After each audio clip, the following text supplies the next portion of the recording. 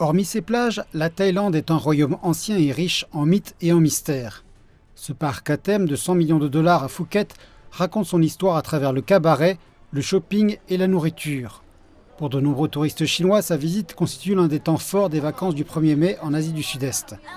Depuis la levée des restrictions relatives à la Covid, les touristes chinois n'ont pas tardé à retourner en Thaïlande. Au cours du mois d'avril, environ 250 000 d'entre eux se sont rendus en Thaïlande et il était à espérer que les arrivées se multiplieront au fur et à mesure de l'augmentation du nombre de vols. La Thaïlande est un endroit formidable à visiter, en particulier pour les familles et à l'approche des vacances. Pour moi, le meilleur savoir qu'apprennent les enfants, c'est celui acquis en voyageant.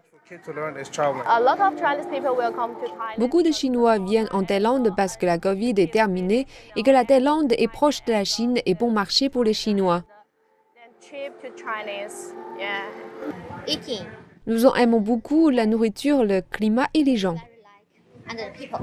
La Thaïlande est depuis longtemps une destination privilégiée des touristes chinois, avec ses plages, ses temples anciens et sa cuisine appétissante. Pour la Thaïlande, les bénéfices sont immenses.